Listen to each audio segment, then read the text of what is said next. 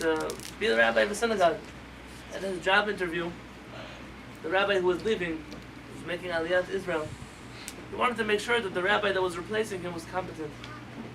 So it was Motzei Tisha B'Av.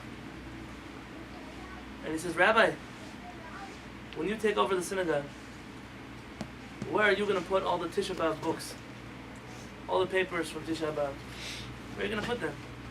Me. A very organized rabbi. We have the shelf for Rosh Hashanah, the shelf for Yom Kippur, the shelf for Sukkot, for Pesach, for Shavuot. I'm going to put them all back in the right place on the shelf for Tisha B'Av. He got a letter in the mail telling him that he wasn't approved for the position. And when he called the senior rabbi to ask, why didn't you approve me for the position? He said, because a rabbi and the Jewish people must believe that on Motzei Tisha B'Av, he puts those books back in the boxes and will never use them again. Because there will never be another Tisha B'Av. He must believe with an absolute faith that the Geulah will come, that the redemption will come. And so last year, my wife and I took that very seriously, and we put away all the Tisha B'Av stuff. We have no idea where it is. You're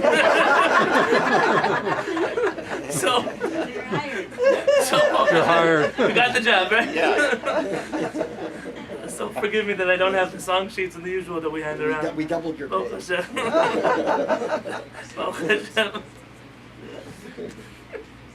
But on a true note, this is the only fast, at least in the Sephardi community, that we don't teach our children to fast. There's no inyan, there's no idea, there's no spiritual agenda, there's no good reason for a person under the age of Bar Mitzvah to fast this fast. Because the only reason you fast is in preparation for next year, or 2 years, or 5 years, when there will be a Tisha B'Av. And if we're raising our children to believe that in 5 years there's going to be a Tisha B'Av, then we're doing something fundamentally wrong with the way we're raising our children. We cannot believe there will be another Tisha B'Av. But what can I tell you? I'm here again, San Diego. It's our second Tisha B'Av, it's Kehillat Shaar HaShamayim. And the rabbis tell us that every generation, Shalom Nivna Bet HaMikdash B'Yamav, every generation where the Bet HaMikdash was not built in their generation, it's as if we ourselves destroyed the Bet HaMikdash. And when I think about the Bet HaMikdash and the destruction of the temple, I wonder if things have really changed. You know, we're still here. And if we're still here, that must mean that the same offenses that we did then are still happening in the Jewish people. Those of you who were with us for the 3-day seminar that we had, the Ganata seminar, you remember that some of those themes are so relevant. And I've discussed with many of my colleagues about Tisha B'Av, and it seems that Tisha B'Av has turned into National Holocaust Remembrance Day. People watch a lot of Holocaust films, a lot of Gush Katif, destruction of Gush Katif films, and it comes from a good place if I don't really connect to the story of Jerusalem. And so I want to find something relevant, that a tragedy in our lives, something that was in our generation, that we can connect to. And whereas I very much commend that, I believe that there is a day in our calendar, aside from Tisha B'Av, where we commemorate the Holocaust. And it's something we do on Tisha B'Av also. Tomorrow morning, in communities around the world, we will say Kinot in honor of the 6 million Neshamot who perished. But the theme of Tisha B'Av has and always must be the Beit HaMikdash, Jerusalem, and the land of Israel. It must remain that. All the things that we went through since then are symptoms of our not being in Yerushalayim, of our not being in the Beit HaMikdash. And so I figured, how can I share with you what happened in the Beit HaMikdash? How can I bring you to that place where we're all going to feel we were there? When I first moved to Israel in 2008, August of 2008, it was Rosh Chodesh Elul. I came for the first day of Slichot in Yerushalayim. I had no idea what I was getting myself into. I landed on an airplane. It took me an hour to get into the old city because of the tens of thousands of people who were coming to the Kotel to pray. And I was setting off on a new journey. Something different, something I'd never done before. And I can tell you that when Rabbi Nachman of Breslov writes that at those 2 weeks that he spent in Israel, he asked Hashem to, everything he knew before, forget about it. He received all his levels of Kedusha. Everything he knows, he learned in those 2 weeks in Israel. I can tell you that everything that I learned before I went to Israel is worthless compared to the years that I spent in the land of Israel. The Torah that I got there, the feeling of Judaism that I got there. And in Kehillat Shaar HaShamayim, we work so hard, so much to bring that Yerushalayim Torah, Ki Mitzion Tetzeh Torah, because from Jerusalem will come forth the Torah. Not from San Diego, not from Lakewood, not from New Jersey, not from New York. Great Jewish communities, but the Torah comes forward with Dvar Adonai Yerushalayim. The word of Hashem comes from Yerushalayim. When I made that move to go to Yerushalayim, life wasn't easy. I gave up a nice dorm room in yeshiva for an, I don't know if you could call it a dorm room. Us and the rats and the cockroaches and the Arabs that lived in the old city. We had an interesting a year over there. 5 years I ended up staying in Yerushalayim. It wasn't Baltimore. It wasn't the luxury of America. It was the most real Jewish experience in the world. And that year, I was too afraid to ask Rabbi Peretz, do I keep 2 days of Yom Tov or 1 day of Yom Tov? Meaning, am I an American or an Israeli? It's Sukkot. There are 2 holidays where you have to keep 2 days extra if you're an American. And the answer is if you're going back to America right away, so you're an American, you have to keep 2 days even when you're in Israel. So I was too afraid to ask Rabbi Peretz. So I went and asked Rabbi Nevinson, who was the elder chief rabbi of Jerusalem. Wow. This man, he was a student of Rabbi Shlomo Zalman Auerbach. Rabbi Nevinson, the rumor about him in the old city is that he sits on the heavenly court every night. You can still see him walking in the streets of Yerushalayim. You get a bracha, you go kiss his hand. It's an old man walks around with a wrinkled Talmud like this, walking in the street, looking here. Such a holy person that when somebody, his son, once asked him, Father, what are we going to do about all the immodesty that's happening in the old city? All these tourists, they come and doing all kinds of things. What are we going to do about the pritzus, the immodesty? And he says, I don't know what you're talking about. I have no idea what you're talking about. I never saw it. All day long he's walking in the streets. He has no idea. And I'll tell you, maybe you don't believe he sits on the Bedin Shonana in the heavenly court, but they don't tell rumors like that about you or me. Like if they say a rumor about you, it must mean that there must be something to found it on. So I went to Rav Nevitzal, and Rav Nevitzal said, you know, you only have to keep 1 day. But ask me again by the next holiday. But the next holiday I already was close enough to have a parents, and I came to him, and I made the mistake of asking him in the yeshiva, parents, do I keep 1 day or 2 days? And he grabbed me by my wrists. He said, Rabbi Yonatan! I said, what do you think you are? You're still an American? You think you're still an American? He said, you live in Israel now. You're never going back. So this is your land. You're staying in yeshiva. Rabbi Peretz said, how can you still live here thinking you're an American? Realize that you are now a Ben Eretz Yisrael. You are a child of the land of Israel. At that moment I became a Ben Eretz Yisrael. That was my conversion process. It shook me into the land of Israel. And something changed in me then. You're not going back. Even if you go back, you know, we've tried many years to make it to the rabbinic conference of the Midas Faradi of the Sephardic Center, and every year I'm not able to go. It's hard to make it to Israel, and it's expensive. But every year all my colleagues get together, about 200, 300 of us, and we have a dinner in Yerushalayim, a week of learning and a dinner at the end. And Rav Peretz refuses to do this in New York. He refuses to do this in Europe, where we have many chief rabbis. He refuses because it doesn't make a difference where you live. But the headquarters is Yerushalayim. Yerushalayim is the capital of our world.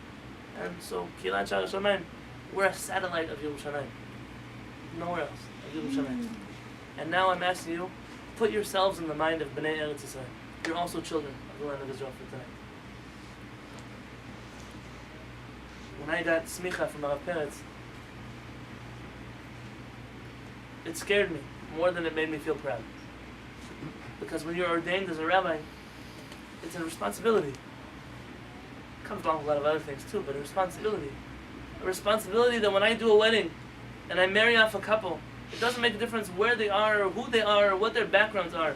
I make them say, Harei at mekudesh li, you are married to me, kedat b'tabah zo, with this ring, kedat Moshe v'Yisrael, the way of Moshe and the Jewish people, the way Moshe always did marriages and the Jewish people have continued to do throughout the generations.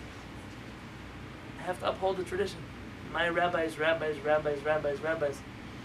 Rabbeinu, Yehoshua, Anshe Knesset HaGdula, the men of the Great Assembly, David HaMelech.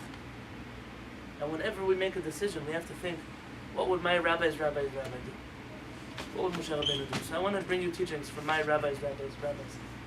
From the Gemara and Masechet Gittin, because they lived through this generation, and they wrote down the stories of what happened to them when Yamach Shema V'Zecham, the Romans came into Jerusalem, and these were the stories that I couldn't teach this week because I felt maybe Tisha B'Av wasn't going to happen, and I wouldn't have to share these stories with you.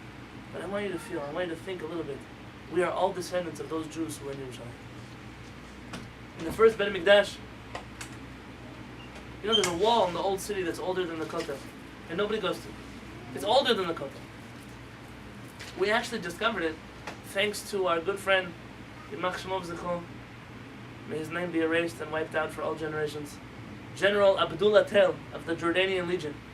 The Jordanian Legion was the only army that the Jewish people consistently lost to in 1948 because they were British armed and British trained. They were led into battle by British officers who wanted to take revenge on these Jews that overthrew their rule. And General Abdullah Tel seemed to have an extra supply of rockets that he sent over to the old city. And he blew all kinds of things out. And 19 years that the Jordanians ruled Jerusalem, they did not rebuild one building. Nothing. People lived in the rubble for 19 years. They claim it was the glorious Jerusalem under Jordanian rule. Nothing was glorious about it. Liars, the sons of liars. When we came back in 1967, for the first time in 2,000 years, Jewish soldiers, ever since the days of King David, marched into Yerushalayim with stars of David on their shoulders, speaking Hebrew on their lips, and taking back Yerushalayim back to our hands. We discovered that Abdullah Tel's rockets were the best archaeologists we could have ever asked for. And where his rocket hit, today it's called Plugat HaKotel Street. And there's a wall in the middle of the ground. And that wall was built by none other than Chizkiyahu HaMelech, King Chizkiyahu, along with his prophet Yeshayahu HaMelech. I'll remind you of the story. Sancheriv decides he's going to destroy Yerushalayim. He comes from Ashur, from Assyria. And he sends down, standing outside of the walls of Jerusalem. You have to remember that at this point in our history, we've already lost 10 tribes. The Jewish people, some historians say, we're down to about 40,000 Jews left in the world. And they all lived inside of the walls of Jerusalem. If you look at pictures of Yerushalayim from that generation, maybe a third of the size of University City. That was where Am Yisrael was. That was the headquarters. Any Jews that were around were stragglers. We had 2 tribes left, and we lived in the walls of Yerushalayim. And they call out from over the walls, surrender! If you surrender to us, we have you surrounded, but we'll only sell you as slaves. We will not kill you. Yeshayahu, the prophet, and King Chizkiyahu, the righteous king, go up to the walls of Yerushalayim, which they had built in only 3 days. And they call out saying, you will never enter the city. Your feet will not step foot in the city. Your arrows will never cross our walls, because Hashem will save us. And to which the general at the bottom calls out and says, you fools! Well, you think we didn't have other nations that had gods? We all fought their gods and we killed their gods. What makes you think that your God is going to be able to stop us? And they stood their ground. And you can imagine 3 days of a siege behind a makeshift wall in Jerusalem. Do you know that the greatest army in the world, the Tanakh says about 180,000 soldiers. Some historians believe it was more, about 200,000. 180,000 soldiers are surrounding the walls of Yerushalayim. 40,000 Jews inside. And we didn't have a chance. We didn't stand a chance. HaKadosh Baruch Hu was our chance, but we didn't stand a chance. Imagine what you would be doing. What would you be telling your kids?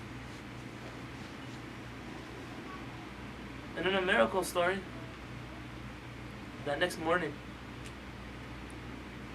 the Jewish people woke up. And there were birds chirping. There was a sun rising. And they peek over the walls of Yerushalayim. And there are 180,000 corpses on the other side of the wall. And the Jewish people were saved. By a hair. By a miracle from Hashem. And every single person in this room is a descendant of those 40,000 Jews. You could not have biologically come from somewhere else. You are a child of Yerushalayim. Internalize that message. You are a child of Yerushalayim. When someone asks you, what are you? Jewish? What kind of Jewish? From Yerushalayim. Are you Ashkenazi or Sephardic? I'm from Yerushalayim. Where were you born? In Yerushalayim. Where do you come from? Where do you go to school? Yerushalayim. I know a rabbi like this. Rabbi Mordechai Tzion. He's one of Rabbi Shlomo Aviner's students. I just met him this summer. This is a rabbi who's been living in Israel for a long time. He would allow me to say this. He speaks with perhaps the heaviest American Hebrew accent you've ever heard in your life. There's no doubt in the world that he was a rabbi first in New York before he became a rabbi in Yerushalayim. And when you ask him, so where are you from? Yerushalayim. Where were you born? Yerushalayim. Yeah, but where were you really born? Yerushalayim. Where did you go to school? Yerushalayim. When did you make Aliyah? 10 years ago. So where were you born? Yerushalayim. So I spoke to him now when I was in Israel 2 months ago, and he told me now he moved to Ma'ale Adumim. Ma'ale Adumim has a lot of Americans that came to live there.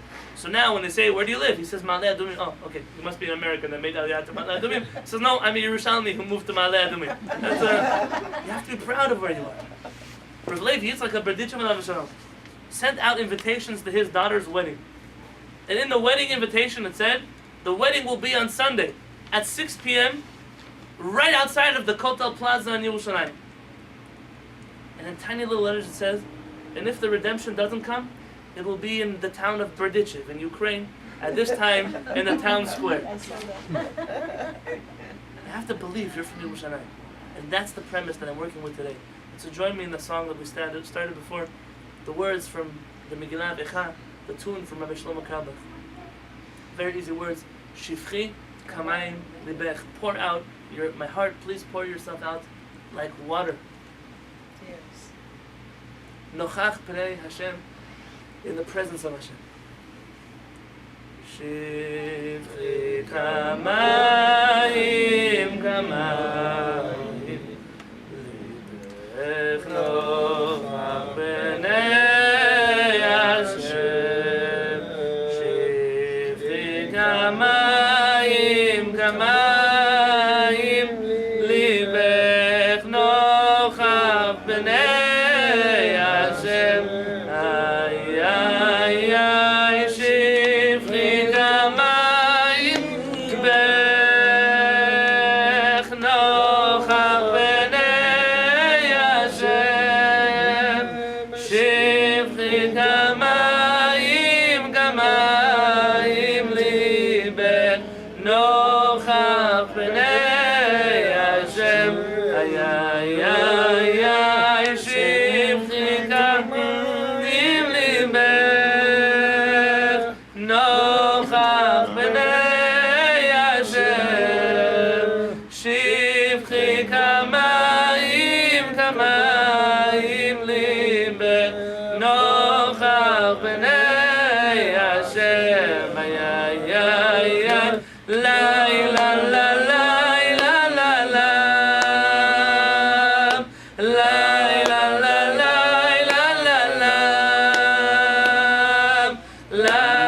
la la la la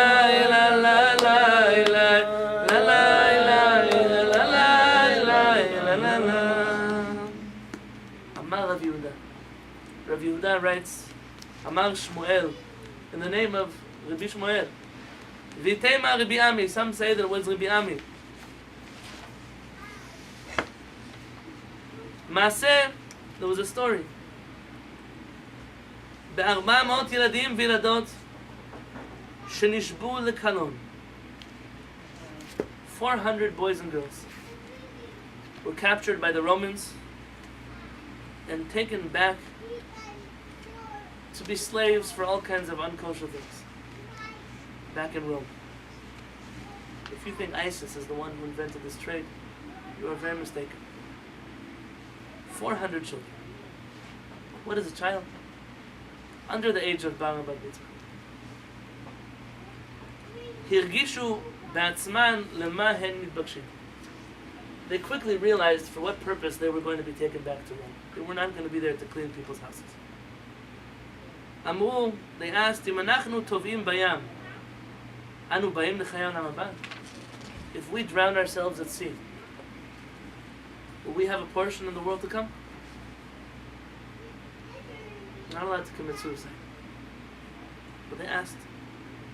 דרש להן הגדול שבהן.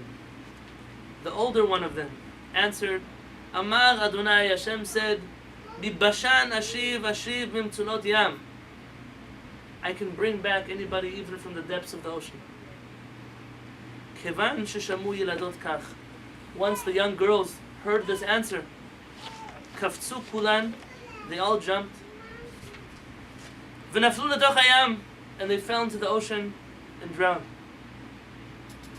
Nasu yiladim kal v'chomer be'atzman.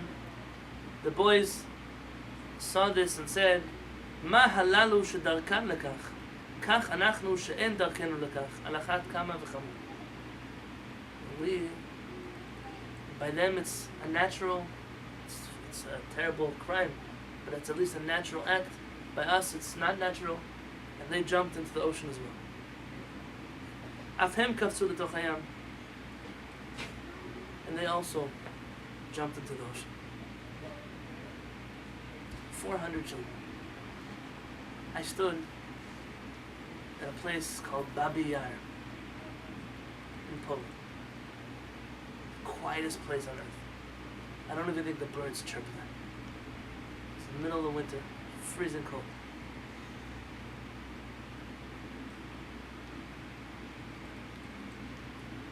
And it's the loudest place on earth. Quiet, but so loud. The voice of 500,000 children. Yeah, 40,000? What is the number, Bobby? 40,000? 40,000 children. Kehillat. 500,000 children, I believe, might have been the number. 40,000 children whose blood is calling out from the earth. I hear people they move from Israel to Europe somewhere. They go on vacation to Europe somewhere. And I ask you a question. What did anybody in Europe do to quiet those 40,000 souls? Why do they deserve to see your face? Why do they deserve to have your dollars in their bank accounts? 40,000 neshamot. When you go to the sea, there are 400 children whose voices are screaming out from the ocean. Do we have a portion of the world to come? And your answer must be yes. You have a portion of the world to come. A great Hasidic master was once asked, I don't know how to read the tefillah. I don't know the translation of these words. This is before the Hebrew-Polish version of the Siddur. And the Rebbe answered him, you just say the words. And in your mind, think about the following question. If somebody, a Cossack, an SS guard, an inquisitor from Spain, were to stop you in the street and say, would you give up your Judaism? And if you say no, there's a bullet through the head. There's a gas chamber waiting. There's a guillotine somewhere.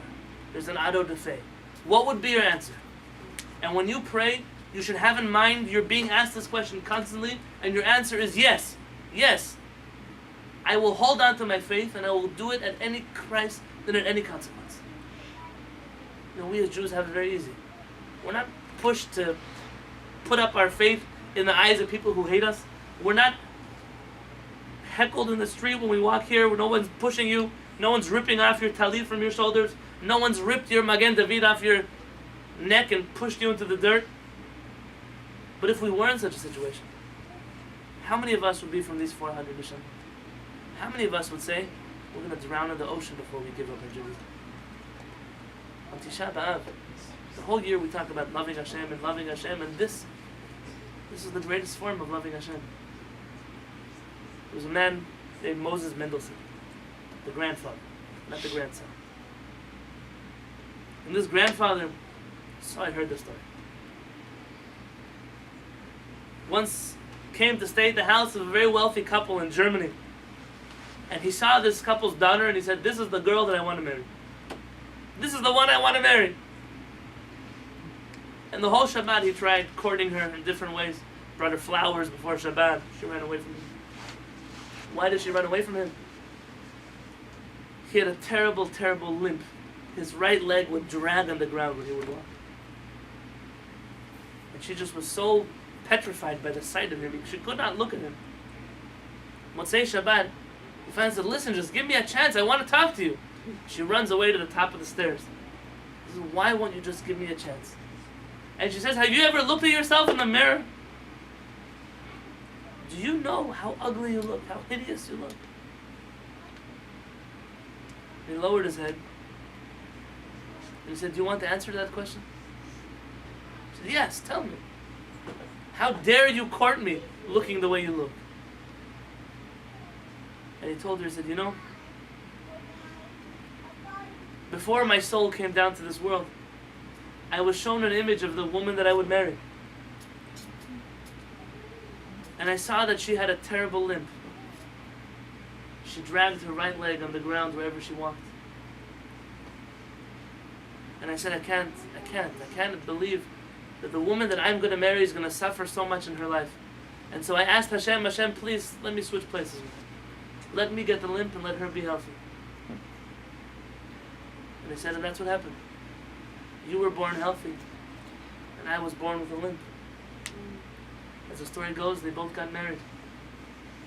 But if you ever had to think, what would you do if someone had to choose between you or your spouse, between you or your child? What would you give up? HaKadosh Baruch Hu, we can give up so much for him because we love him so much. It's a love that motivates us, not a fear that motivates us. V'ahavta et Adonai Elohecha. You must love Hashem your God. B'chol havavecha, with all your heart. V'chol nafshecha, with all your soul. V'chol nodecha, tell us our rabbis, with all your possessions. You must give up your possessions. You must give up everything, including ourselves. That is the greatest sacrifice we can make. Ti la la la la la la la la la. Ti la la la la la la la la la. La la la la la la la la la. La la la la la la la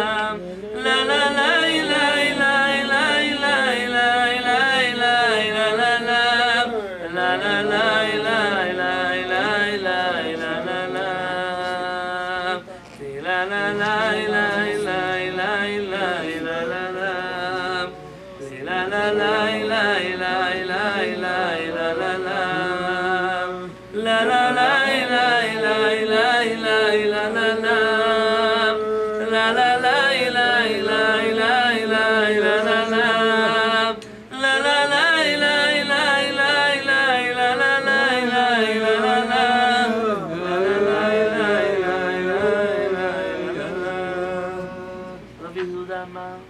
Rabbi shares a story about Isha v'shiva baneha, a woman and her 7 children.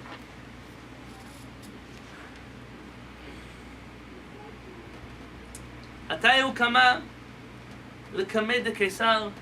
They captured her 7 children in Yerushalayim, and they brought her oldest son in front of the Caesar. Amule, they told him, Pelach la'avodat kochavim, bow down to this idol, worship our idol worship.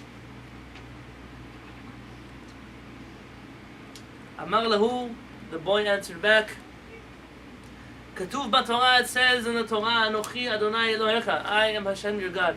This is the first of the 10 commandments. Hainu, this means that Hashem told us to believe in him. And I refuse to bow down to your idol. Afkuhu uktaluhu. They took him out and they murdered him. V'atayu leidach. They brought his next son, her next son, l'kamed Kesar in front of the Caesar. Amru lei pelach la'avodat kochavim, bow down to our idol. Amar lehu, he said, katuv b'Torah. It says in our Torah, Lo yeh lecha Elohim acherim al panai. I will have no other gods. There should be no other gods before me, says Hashem. Afkuhu uktaluhu. They took him out and they killed him. Atu leidach. They bring the next son. Amru lei, they told him, Pelach la'avodat kochavim, bow down to this idol. Amar lehu, katuv b'Torah. It says in our Torah, Zovech le'Elohim yichram. Yachoram. That someone who sacrifices to another god shall be put to death. Afku ktaluhu. They do this over and over and over. One of the sons comes and says, Lo tishtachaveh le'elacher. We're not allowed to bow down to another god. The other one says, Shema Yisrael Adonai Eloheinu Adonai Echad. Everyone comes with a pasuk in his mouth.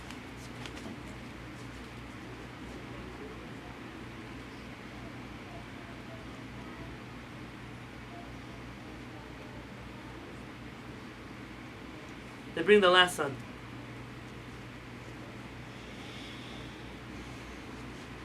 Amule plach la'avodat kochavim, bow down to the idols. Amar lehu, he says, katuv b'Torah, it says in our Torah, et Adonai he'emarta, v'Adonai he'mircha hayom. We already promised that Kadosh Baruch Hu that we will never change him with another god. He sees his 6 older brothers killed. He knows what's going to happen to him. It's the youngest child. And Hashem will never replace us with another people. Don't you think that you will wipe out the destiny of the Jewish people? I am just a pawn in this game, and you will not win, says the son.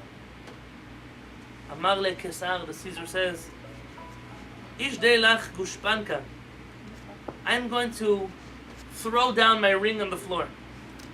Ugechinu shakle. You bend down and pretend like you're doing me a favor, and just bend down and pick it up for me. Ki hechi delei meru kabel alei. Harmana de Malka, because the people on the side are going to think that, see, he accepted the ruling of the king. He was worried about his own honor. 6 children are standing up to the Caesar in Rome, and the boys won't do it. So I'm going to help you out. I'm going to drop my ring, and you just have to pick it up. Amar le, the son says, Chaval alach Kesar, Chaval alach Kesar. Such a silly Caesar, he says. You poor Caesar. Al kvod atzmach kach. Look how much you're trying to protect your own honor. Al kvod HaKadosh Baruch Hu al achat kama v'chama. You don't know what I'm going to do to protect my king's honor, my Hashem's honor. Afkuhu lemikatlein, and they took him out and executed him. Amru lahu imei. The mother asked, Yehavu nehalei v'nashkei purta. Please just give him to me before you take him so I can give him one last hug and kiss. When the son came to his mother, what would we say in that situation? What would be our final words? Amar lahem, she told them, Banai, my sons, lechu v'imru la'Avraham avichem. Go and tell Avraham, your forefather. Ata akadata mizbeach echad. You set up one altar. V'ani akadti yeshiva mizbachot. And I put up 7 altars. Afi alta lagag, she went up to the roof. V'nafla, and she fell down. V'meta, and she died. Yatzta bat kol v'amra, a voice came out from heaven and said, Em habanim smecha. The mother with her children is rejoicing. It's a very strange ending. It's not what I would expect to come out of the voice of the Bat Kol. The Ben Yehoyada, who was the Ben Ish Chai, Rabbi Yonatan Halevy of Baghdad, says the words Em Habanim Smecha, if you switch around the letters, spell out Enechama HaShamayim. I will comfort her in heaven. 7 children. I was once in a class from a rabbi who was questioning why boys that were raised, boys and girls raised in the Jewish education system, they turn 18 years old, and we're so afraid to send them to college, we're afraid to send them to a secular unit in the army, we're afraid to send them to a year in Israel. Maybe they're going to come back not religious. And this rabbi said, your fear is founded. But what is wrong with our educational system? That for 18 years we raise children, And in 18 years, we're afraid they might leave Hashem, and nobody else is afraid that they might turn them onto God. Why is not the colleges afraid that the Jewish kids are going to go and make everybody Jewish? Why are we the ones who are afraid? This education, we should never be tested in such a situation. But the education to know that when the enemy is looking at me in the face, the pride, the dignity, the respect of Am Yisrael are on my shoulders. My shoulders. That identity, that connection to Hashem, that pride of being a Jew and a soldier of HaKadosh Baruch Hu, that is something we have to try to bring back this Tisha B'Av. What are we doing in Galut? What are we doing to our children? We're going out to the amusement park, put on your baseball hats and nobody knows you're Jewish. What message are you giving your children? Our Catholic friends are having a wedding. Tuck in your Magen David into your shirt, we have to go sit in church. What message are we giving our children? Why do we always have to be the ones who compromise? Why can't our children say, we're proud to be children of Hashem. We're proud. We're proud, and we will be holding up the dignity, the flag of Am Yisrael for the rest of our lives, even if it means our lives. There's a man in Israel who started an organization that is world-renowned for bringing Jews close to Hashem. And this man lived in Tel Aviv somewhere. Was married to a woman who cared about Judaism just as much as he did, which wasn't very much. And the Russians had made Aliyah at that point in Israel, and there was a lot of not kosher meat being sold in Israel. That was the first thing that happened, the first time such a thing happened in Israel. And his wife said, there's some nice not kosher meat or something at this butcher shop, please go get me some, it's on sale. I know Tisha B'Av, but they say a Jew's biggest dilemma is ham on sale. They went to the butcher shop and he's waiting in line. There were 30 people in front of him in line. 25 minutes he's going to have to wait. He's waiting. More line, more. Finally, he's thinking about himself. It's neshama, got a little wake-up call. And he said, my grandfather was killed in a concentration camp because he refused to eat not kosher meat. And you're allowed to eat not kosher meat if your life is put on the line. But it was so important for him not to eat not kosher meat, not to give in to the Nazis in Machsham Zichram, that he said, I'd rather die than eat your meat. He said, I'm waiting in line in the land of Israel. 30 people are in front of me. I'm going to wait in line and buy not kosher meat. Can't happen. Not in my lifetime. He went home. He hired a rabbi to come speak to him and his wife, and they started this organization of bringing Jews back home. What did our grandparents, our great-grandparents, what did they give up to be Jewish? Today, you don't have to give anything up. There's nothing that anyone's asking you to give up. Today, people, you should see how they look when they go to work. You have people with mohawks, people with 17 earrings in their ear. I saw a guy now he had like the size of a baseball. They stretched out his ear over there. People with piercings down their face. People with what? You're gonna show up wearing a kippah on your head and you're embarrassed about something? You're the most normal-looking person at work. You're gonna come, maybe wearing clothes that cover your body. They're gonna think I'm too conservative. They can think you're running for president. You're a person of dignity. What are you embarrassed of? What are we in the year 2016 so afraid of being Jewish for? This message is to everybody. We're sitting here at Tisha B'Av, we're crying our eyes out, and the question that I'm asking, why are we still crying? Why have we not lifted up the face of the Jewish people and said, we're no longer going to be pushed into the dirt anymore? Not just on a national level, not on a Zionistic level, on a religious level. Who's going to determine for me my spirituality except for myself?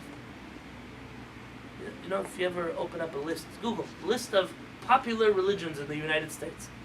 The things that people believe in. There was a lady now in New York. She filed a lawsuit because she wasn't accepted to work. She's the lady, she believes in the pasta god. What? Pasta god. She's a comedian, by the way. She's a comedian. And she believes that as an American citizen, she has the right to make up even a sarcastic religion. She walks around all day long with a pasta strainer on her head. It made the news. CNN, Fox News, it was all over the news. You can Google it. No, you don't have to believe me. She walks around with a pasta strainer on her head. And we're afraid to cover our hair. We're afraid to wear tzitzit. She probably lost her noodle. It always counts on check. What are we afraid of? Let's raise our children, let's raise ourselves to be proud, to be part of Am Yisrael. Sing another song.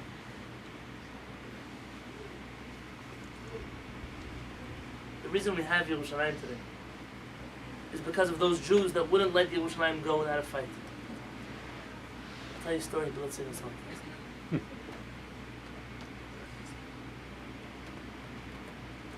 אם אשכחך ירושלים תשכח תשכח ימיני אם אשכחך ירושלים תשכח תשכח תשכח ימיני אם לא עלית ירושלים על ראש שמחתי אם לא עלית ירושלים על ראש שמחתי. Why live in Yerushalayim down the block from me?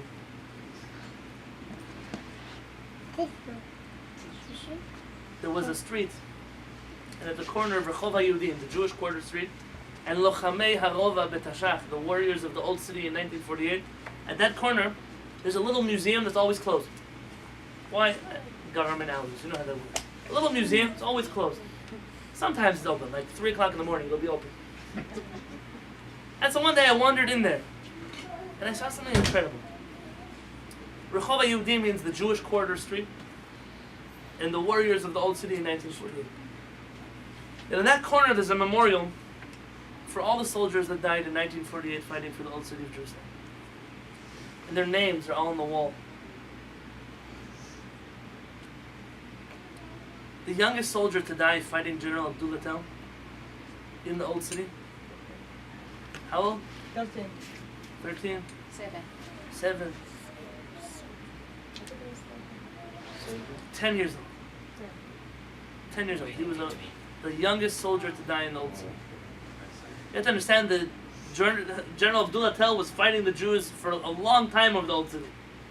And who was holding up the old city? About 175 Palmach fighters. Most of them women, most of them little children under the age of 15, 16. Most of them did not have weapons. In fact, most of the warfare against General Abdullah Tel at the time Jerusalem was cut off from everywhere else, most of the warfare was psychological. For example, there's a synagogue called the Big Shul in the old city. It's destroyed today by Abdullah Tel. It's being rebuilt now as we speak. And in that little synagogue, it was a big synagogue then, they had only 10 soldiers. But the Jordanians had 50,000 soldiers, with 30,000 soldiers, with 20,000 Arab citizens with knives, guns, pitchforks that were allowed to kill Jews whenever they saw them. The same guys who still live in the old city, so their grandparents. Some of them are still alive. And they had to scare away the Jordanians, so what they did, they didn't have any guns, didn't have any ammunition, they didn't have a lot of soldiers. So they sent 10 soldiers to the synagogue, and they had a lot of windows in the synagogue. And they would make people walk around in circles all day long, walk around in circles. So it should look like it was a busy headquarters of the old city army. And the Jordanians, when they were asked, why didn't you attack this building? They said, we thought there must be a few hundred soldiers in that building. We were afraid to get closer. It must be the ammunition base. It must be. And the way they finally got rid of it was they sent a rocket over, only to discover there were only 10 people there. When General Abdullah Tel conquered the old city, and he had 175 prisoners of war, you can't march back to Jordan with women in your POW list. Especially not if you're a proud Arab man, you were hauled up, you spent so much money in defense against these little girls from high school. So he had to switch them all out with old men. He switched them out, sent all the girls back home. That's how the ladies did not become POWs in 1948. And he marched back to Jordan, ended up releasing the soldiers that he took with him. But the last battle of the old city happened on that street corner. There was the last machine gun that was still running from the Palmach unit. It was at the corner, facing towards the Kotel. And the Jordanians were coming up, and this machine gun, it was a two-man machine gun. One held the machine gun, I guess the other one kept loading bullets into it. And what they did was they would send messengers. The little kids were easy to slip through the cracks of the old city. They would send the messengers back and forth to the lines. We need more ammunition, we need more soldiers, we need medical supplies, whatever it was. And they sent this 10-year-old boy whose name I already forgot, so forgive me.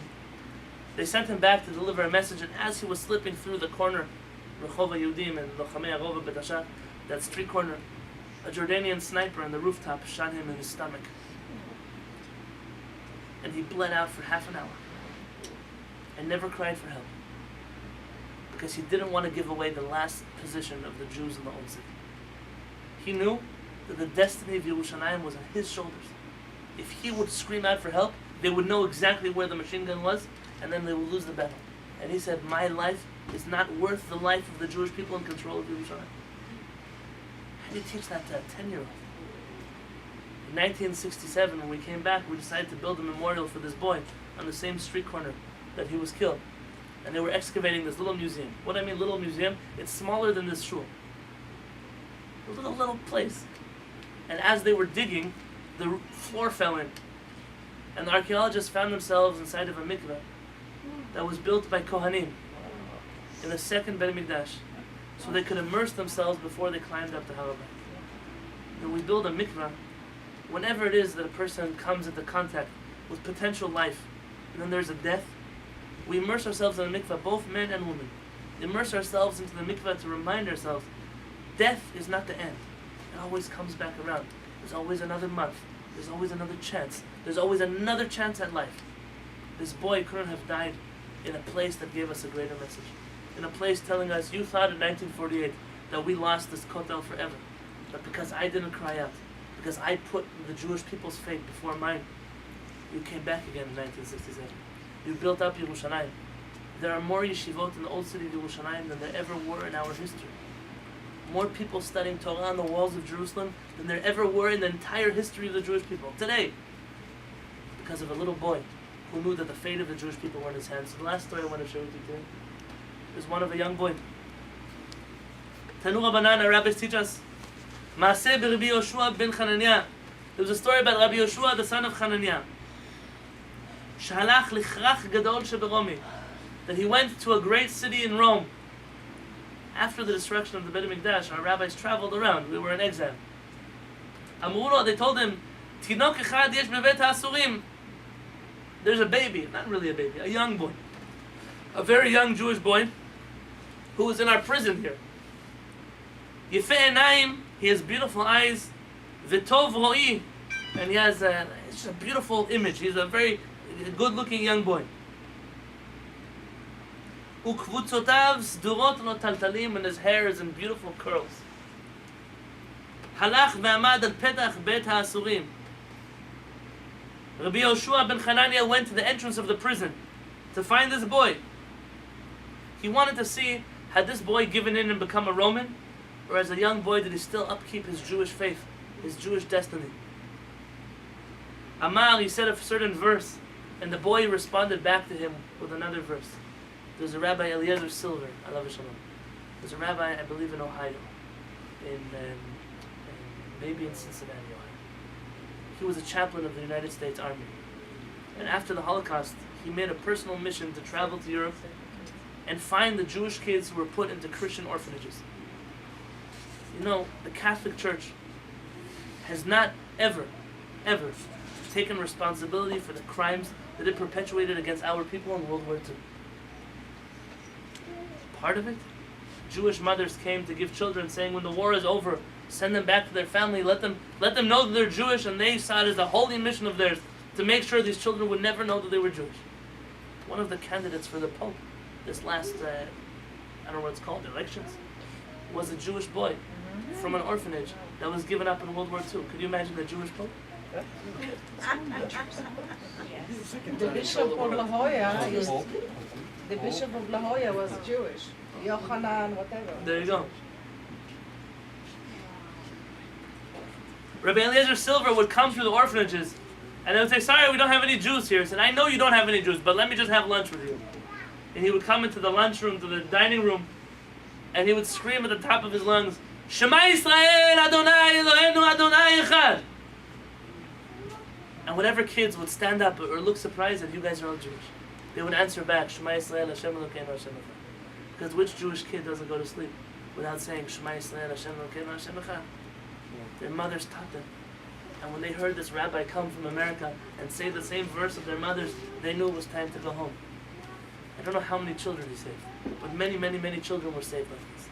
Rabbi Yoshua ben Hanania screams out a verse, and this boy picks up his head and he screams the verse right back at him.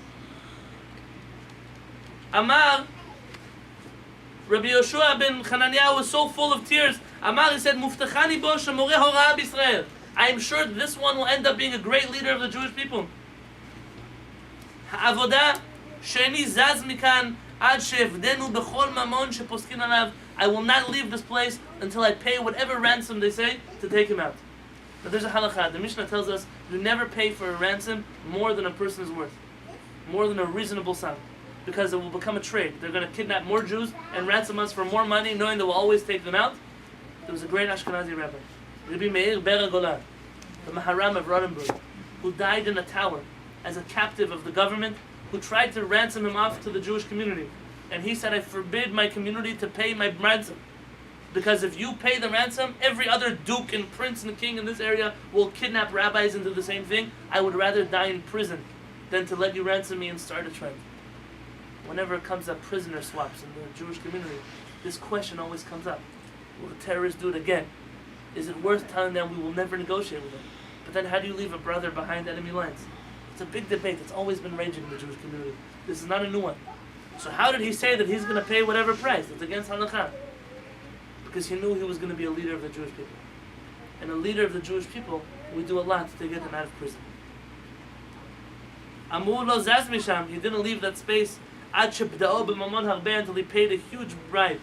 V'lo hayu yamim mu'atim ad shehora horah b'Yisrael, and it wasn't a long time until he became a leader of the Jewish people. Umanu, and what was his name? Rabbi Yishmael ben Elisha, Rabbi Yishmael, the son of Elisha, the Kohen Gadol.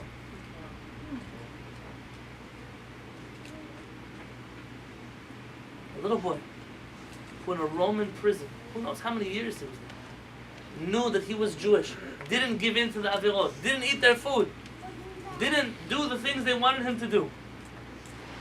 And he was saved at the end of the day by Rabbi Yoshua ben Hanania. He comes out. This is before the second Beit HaMikdash, and now is the destruction of the second Beit HaMikdash. Amar Rav Yehuda, Amar Rav, Rav Yehuda says the name of Rav, Maaseh bevno v'vito shel Rabbi Yishmael ben Elisha. There's a final story about the son of this Rabbi Elisha, Yishmael, the Kohen Gadol. His son and his daughter, Shnishbu lishnei adonim. They were kidnapped by two Roman masters, and they were made into slaves. The children of the Kohen Gadol, the son and the daughter. Liyamim, after many years, nizdavgu shnehem b'makom echad. They both entered the same place. They were trying to breed more slaves. The man said, I have a slave, you've never seen someone this handsome in your whole life. This one said, I have a slave, you've never seen a woman so pretty in your life. Amru, they said, let's marry them to each other, and we'll split the children between us. Our parents were sold as slaves to make more slaves.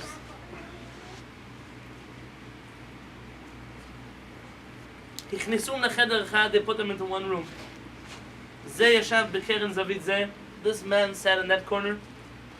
And she stood in that corner.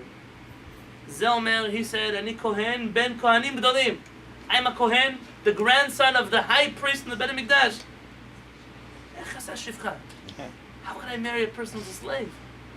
He didn't know who she was. Zot omeret ani kohenet bat kohanim gdolim. I'm a kohenet, the daughter of kohanim gdolim. How can I marry a slave?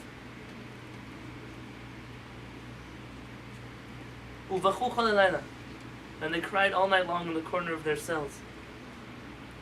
Kivan she'ala mud hashachar, when the dawn rose, the sun rose in the morning, hikiru zeh et zeh, they recognized each other.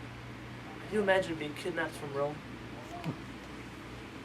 Being kidnapped from Rome and waking up one morning many years later, finding your sibling in the same room as you? Hikiru zeh et zeh, they recognized each other. V'naflu zeh al zeh, and they fell on each other, hugging each other. V'ga'u b'vchiyah, and they were crying so hard, ad shi'atza nishmatam, until their soul left their bodies and went to heaven. V'alehen konen Yirmiyah, and this is what Yirmiyahu, a prophet, said. We just read it. Al ele ani bochia. It's over these that I'm crying. Eini yodamayim, my eyes are dripping with tears.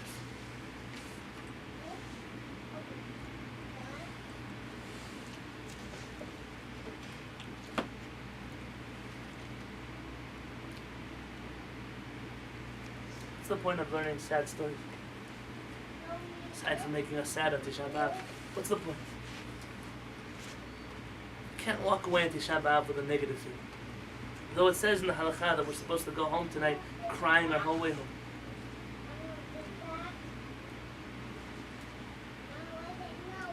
Friends, there are liars in the world. And they come to speak to you in your synagogues. They come to speak to your kids at schools. They come to speak to you in your offices. They put up videos on YouTube. And they tell you all kinds of things.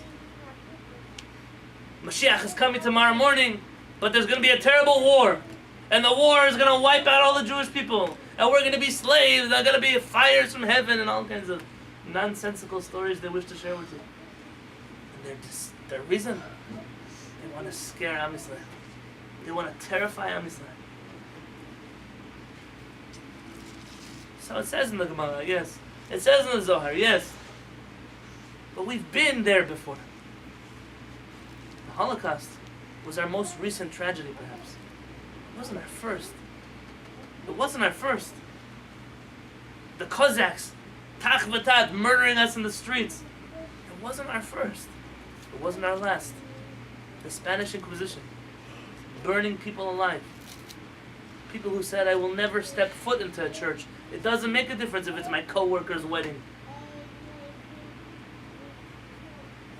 It wasn't the first and it wasn't the last, and it all started at the Churban of the Beit HaMikdash. And the destruction of our temple, which is on the same anniversary as the day that we sat in exile in the desert and we cried our eyes out. Why? Because we didn't want to go. We didn't want to go back to Israel. Do you remember the story? We were in the desert. Tisha B'Av. I don't know what year it was. Tisha B'Av, post leaving Egypt. We are traveling through a desert. We're slaves. In our mentality, we're still slaves in Egypt. And Hashem says, I will take you to the promised land. I did plagues for you. I split the sea for you. I sent bread from the sky for you. I'm going to take you to the best place you'll ever go. And so we say, no, we're not sure it's a good place. We're not sure. Jews. You think Jews only started becoming obnoxious now? Hashem, we're not sure. We're going to send spies. What do you send? HaKadosh Baruch Hu took you out of... What could be worse than Egypt? In this week's parasha, Moshe says to the Jewish people, do you remember when you told Hashem, you took us out of Egypt to kill us in the desert? He says, how could you be such chutzpahdik children? Hashem took you out of Egypt to kill you? You think that's why he did it? That makes a lot of sense. But we're still here. We sent spies. 10 of them come back telling us the most horrendous things about the land of Israel. You know what they told us? It's really hard for your kids to integrate into school there. It's really difficult to find a job if you don't know enough Hebrew. They tell you, the salaries in Israel are not like the salaries in America. You might have to live in an apartment building, they'll tell you. Maybe you'll only be able to afford one car. Terrible. They tell you all kinds of things. The land of Israel. Arabs kill you in the streets everywhere you go. Every single day we have spies that come to our homes, to our schools, and to our shuls. Let's wait till Mashiach comes, they tell you. We're just going to wait. We'll stay here. Hashem, we prefer SeaWorld over the Beit HaMikdash. You laugh. Go see the Jews at SeaWorld and ask them, hey, would you switch this up for that biblical zoo in Jerusalem? SeaWorld. SeaWorld is the best place on earth. San Diego, world famous zoo. Why would we go to the biblical zoo? I love our La Jolla Shores. Where do you have La Jolla Shores in Israel? Seriously, you're in Galut. You're in exile. And you're telling HaKadosh Baruch Hu, yeah, you brought us here. Oh, we'll wait till you take us out. How many of us are still living the dream of the 10 spies? Hashem told the Jewish people, when the spies came back and the Jews were crying their eyes out, Hashem, you're going to kill us here. That's where you want to take us? To this crazy land full of Arabs. It wasn't Arabs, the giants that could kill us. And what did the Jewish people say? They just kept on crying. And what did Hashem tell them? You decided to cry for nothing. I will make sure that this will be a day that you will cry for a good reason for the rest of eternity. When I told you at the beginning, what is it that we're still doing wrong? What is it that we're still doing wrong? People talk about baseless hatred.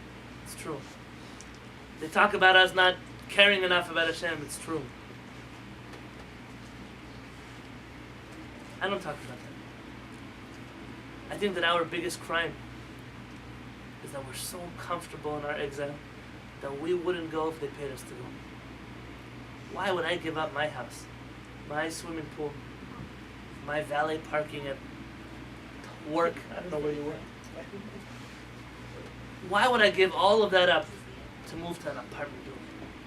Why would I give all that up to live in a place where people are rude and they're pushy and they speak some funny language that my grandparents spoke it, but I don't want to know it? Tisha B'Av. Tisha B'Av is a day that we have to say, Hashem, we made a mistake. We made a mistake. That's what got us here. We are ready to go back. You just help us do it. How do we help us do it? You do it. You try it. You don't have to move to Israel tomorrow morning. But make Israel a part of your life. Make the Torah in Israel a part of your life. Find Torah scholars in Israel and make them a part of your life. Connect yourself to a community that believes that Israel, the Torah of Israel, the land of Israel, is part of a crucial part of our life. And I'm thinking that as a community, if the Kehillat doesn't come until tomorrow morning, what excuse do we have as a community not to get up and go together to Israel? If not to move, at least to go together, to know what it's all about. I don't know, maybe when the Chagim pass, to get up and say, we're going to be the spies that go and bring back good things. We just want to go to say, Hashem, if I could afford it, I want to live on that hilltop. Point to it with your finger. Maybe we should do it. To go back home, to tell HaKadosh Baruch Hu, Hashem, we know that the redemption already started. We know that we're a part of it. We're going to do it together as a Kehillat. And I believe so much in our community. And I believe that at the end of the day, the destiny of the Jewish people is in all of the Jewish world's hands. But sometimes we're put in that situation where we have to be the ones holding up the flag. We have to be the lighthouse to the rest of the world. We have to be the little child that says, I am Hashem's soldier and no one else's. And I believe that as Kehillat Shaar HaShamayim, we're a small community in San Diego, but we are a lighthouse. We are a powerhouse. And we must bring out this belief in Hashem, bring out this belief in our redemption, bring out this belief in our Torah to the rest of San Diego, to the rest of California, to the rest of the United States, to the rest of the world, and also to our Jews back home in Israel. And that's our job. And we can't for one moment say, I'll let someone else do it. I'll let someone else carry this torch. Everyone's running around the world today with an Olympic torch. It doesn't mean anything. What did it mean? The same torch that the Greeks used to burn our Beit HaMikdash is the same torch burning in Rio. They just kept handing it down generation after generation. You have a torch also. This torch is Shema Yisrael Adonai Eloheinu Adonai Echad. This torch is Im Eshkachech Yerushalayim Tishkach Yimini. If I forget Yerushalayim, my right hand should forget it, what it's supposed to do. Tidbak Leshoni Lecheki Im Lo Azkerechi. My tongue should stick to the roof of my mouth if I forget Yerushalayim. Im Lo Alet Yerushalayim Al Rosh Simchati. If I don't lift up Yerushalayim above all the joy in my life.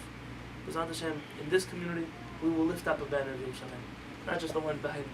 We'll lift a real banner of Yerushalayim. We'll go back, even before the Kehillat happens, we'll go back.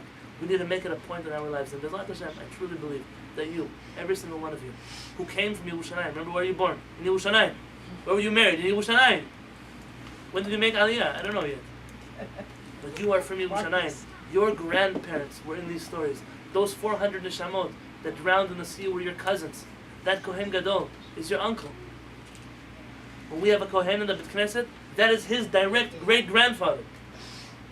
When you look at the kids in the kids' room, they are the direct descendants of those children. Their cousins, their nephews, whoever they are. We have a mission in the world. And the mission is not to let these stories stay in a book, but to bring them into reality, to make sure that we tell HaKadosh Baruch Hu, this Tisha B'Av is going to be our last one in San Diego. This Tisha B'Av is going to be our last one in Galut. B'ezrat Hashem, it should end now. The world should be full with goodness, with peace, with kindness for us as a Jewish people, and for the whole world, for all the inhabitants of the world. All the war, all the suffering, all the poverty, all the health issues, all of them should disappear for us and all of the world. B'ezrat Hashem, it should happen soon. Maybe our last song before we go home. Yerushalayim. Shabechi Yerushalayim et Adonai Haleli Elohai Zion. Shabechi Yerushalayim et Adonai